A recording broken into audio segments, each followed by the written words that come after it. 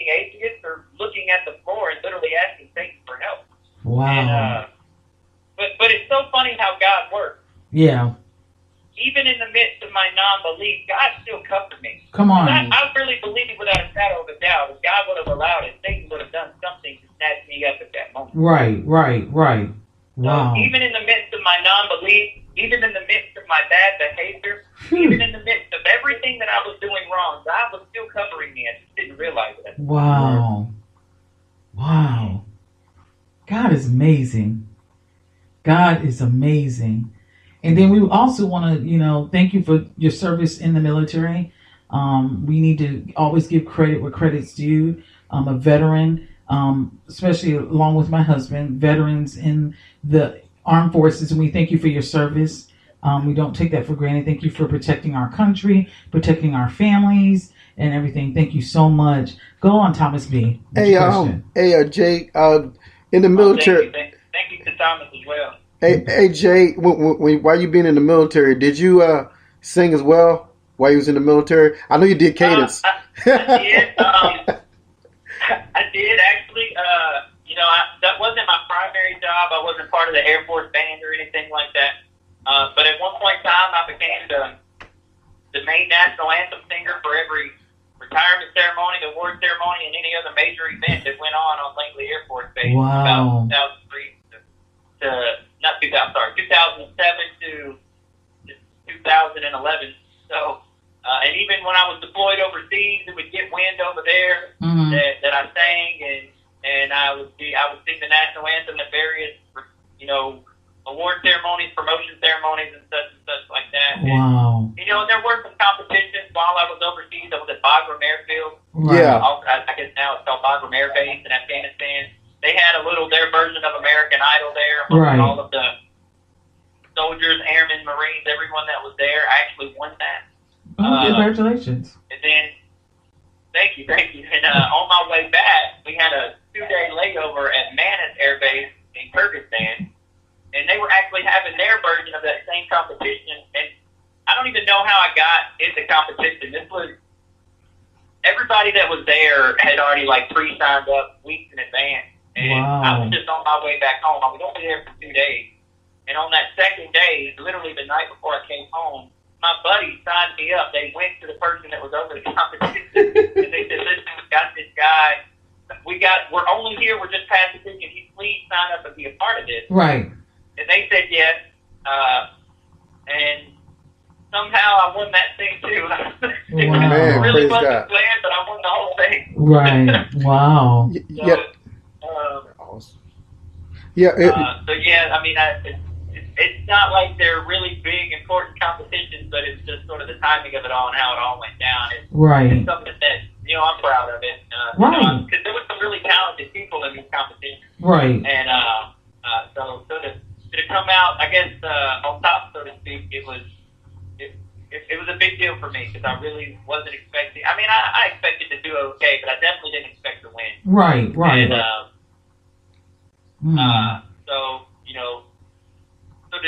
so back to 2014, so I came back to Christ, and I moved. I was living in Virginia at the time. That's where I was stationed. Right. And I moved back to Mississippi. I was born and raised in Mississippi, not the Olive Branch area, but the Jackson and Vicksburg area. Right.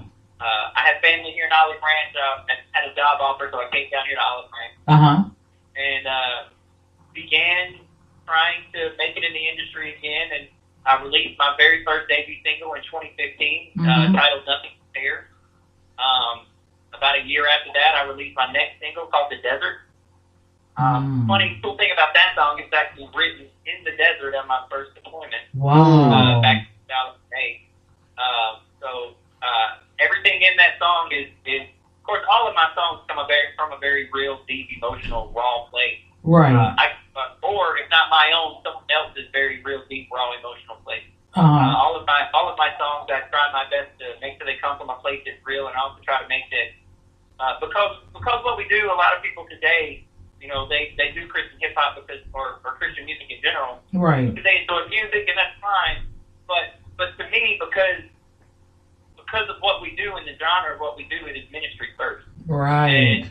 So everything I do, I try to make sure there's a sermon there, there's a message there, there's That's something good. real, it has content that somebody can relate to and hopefully gain something from. Right. And yes, it is a business, and we all want to sell records, and we all want to make money, but at the end of the day, if one soul is saved from one of my songs, then I've accomplished, that song has accomplished its mission. Come on. And every song I've released, I've had one or two people come to me and say that song changed their life. So I'm completely satisfied in my work. Wow. Awesome. Hey, Jay. I got a question with I know we're gonna play the song later on, but with Christ-like, what driven you for the lyrics of writing Christ-like? I mean, I'm kind of curious about that. What message you were trying to display in that song? Well, one of the things that I definitely that I struggled with while I was in the military, you know, to and from deployment, my career field in the Air Force. You know, Right. A lot of people joke and call us the Chair Force, but I tell you what, that was not my career. I worked with the Army and the Marines most of the time. When I was overseas, if I wasn't doing some sort of law enforcement, I was actually doing outside the wire mission convoys. Right. Wow. That's true. Without getting in towers and Right. base perimeter security, stuff like that. So I deployed twice. Deployed for 6 months in 2008 and 7 months in 2010. Wow. And so you know that sort of takes its toll on your mind and your body. And It does. I became addicted to alcohol in the field. Percocet, beer, and Jaeger was my best friend for a long time. Wow. So a lot of Christ-like is coming from that. And my next single coming up, it's going to release in April, is actually titled Redemption Story. It's following the same lines as Christ-like, but goes a little bit more in depth. But Christ-like comes from those times of when I was struggling with addiction and struggling with, you know, at that point in time, I hadn't considered myself atheist or anything. I was still bouncing back and forth, playing that spiritual roller coaster. 1 minute I'm on fire for God, and the next minute I'm drowning my sorrows in alcohol. And so I drew on those feelings and those emotions, and then wrote it from a place where I'm at today. So every day I was thinking and saying, am I living the life that Christ would have me to live? Christ is about looking in the mirror every single day and asking yourself a very hard question. Am I living the way Christ would have me to live? Come on. And for the most part, I think most of us Christians can say, yeah, but we all struggle with something. You know, I pray with my kids nightly, and in that prayer, we have a couple of lines that we make a point to say, and that is, God, please forgive me of all sins that I've committed today. Right. Help me to do better, give me the strength to avoid those things tomorrow. Come on. Because even my kids at 14 and 11, they have things that they struggle with. For the most part, I have really, really good kids. But they have daily temptations and daily battles. Right. You know, the age difference really doesn't matter, and what walk of life you come from really doesn't matter. Come on. We all have our different struggles, right? You know, Right. Say, how can this guy be a rapper? He didn't even come from the hood. He grew up in the suburbs and never had a hard time. You know, but you know, everybody's trap is different. Everybody has a different thing that they struggle with. Right. All you got to do is write about it. And for me, it's therapy. Whenever I tend to get my best music when I'm going through something. That's right. That's true. I believe that. That's true. I'm not gonna lie to you. When the music was sent to me, we sat down and heard it, and I was like, oh my gosh, I love this song. I love this song and what it represented, the story that it was telling. Just to be able to represent Christ, just the word alone, Christ-like. I was amazed by it, and I'm not gonna even lie to you. When I first heard your vocals, I think it was on Facebook when I first heard your vocals. I think you were at a church singing, if I'm not mistaken. And I was like, who is this guy singing? But then when the song was sent to me, and I was like, oh my gosh. And I have this, you know, because I'm artist by trade. So most of the time when you're an artist by trade, when you go to places, even when you're not even trying to analyze vocals and stuff, you really want to worship God. You'd be like, okay, that note was just off, you know, type of thing. And I was like, wow, his vocals are really, really strong. Where has he been? Like, where's he coming from? Where he's been hiding his voice at? And I'm not going to lie to you. The first week that I did get it, it just stuck in my head all week.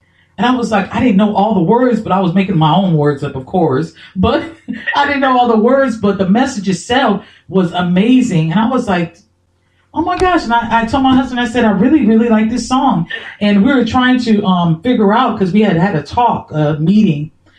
We have meetings about our radio stations and shows and stuff. And I was like, I wonder if I can reach out to him and find out how we can make this legitimate, like far as the paperwork and stuff as an intro to Life Talk radio show. And my husband's like, you really want to do that? I said, I really want to do that. Yeah, she been talking I said, about this song is representing, it speaks volumes about what we're trying to do. Right. Even though we're talking about igniting your faith every day, this is what we're designed to be, Christ-like.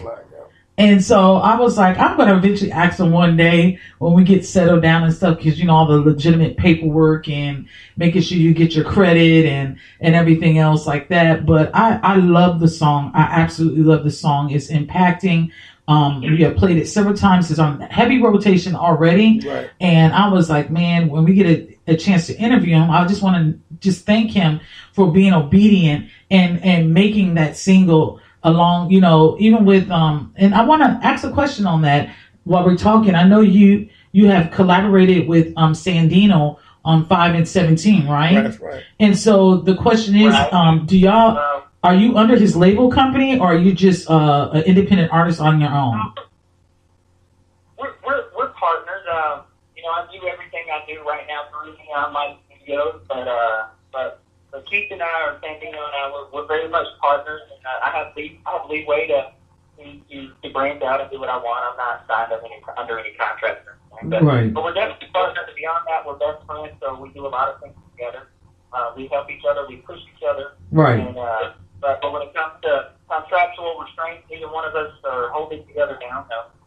Awesome. Because Sandino is another amazing guy that I met at a gospel. Christ-like wouldn't be in existence without him. It really wouldn't. He helped stop the song, physically, spiritually, emotionally, even in some ways financially. Christ-like wouldn't have happened without him. Wow. The single redemption stories wouldn't have happened without him. We do everything. We make decisions together. We do everything together. That's awesome. We are. He's actually one of the reasons they even came back to music after I released The Desert. I wasn't building a lot of traction, and life was financially at the time things were tough, so I couldn't really afford to dive money into music. I had to focus on career and family for a little while. Right. And so I took about a 2.5 year hiatus, and I don't really know what happened. Just one day I woke up and I had something to write about again. I've never been the type to force it. Uh-huh. When I feel the urge to write, I'll write. If I don't, then I'm not going to try and just create something out of thin air just for the purpose of writing. Right. Yeah. So I don't want to say it was like I woke up one morning kind of thing. I felt it slowly building over time. Right. But finally I was ready. I made the decision. I called Keith. We've been friends for a while. A while back, we did another song together called All of Me on his very first album. Yeah. So we went to church together and stuff. And I finally just called him and said, hey, I'm ready if you want to help me do this one last push to do something with the music. And he said, man, I've been waiting 2 years for you to say that. Let's go. Wow. Let's come to the house right now and start planning.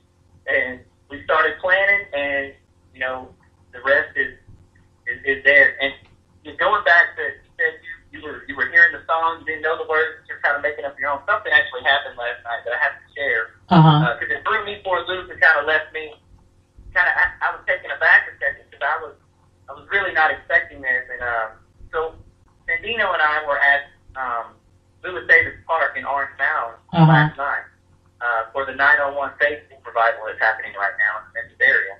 Okay. And I was performing Christ-like, and out of nowhere I'm listening. The crowd is actually singing along with me. This has never happened to me before. So I was like, man, people are actually hearing this song, and sometimes as an artist, and I think you can relate to this. We wonder sometimes, we know people are hearing the music because I can see the numbers, but are people actually relating to the music, and are they getting something from the music, and are they actually, are they enjoying the music? So the fact that I had people singing my lyrics ahead of me, it gave me that confirmation, and all it did was drive my zeal to keep going. Wow. So I'm on cloud 9 today. This interview couldn't have come at a better day because I'm I woke up this morning on cloud nine, really Wow. fulfilled and ready to keep going. So. Praise God. Amen. Well, you are impacting on this end. My husband will tell you I am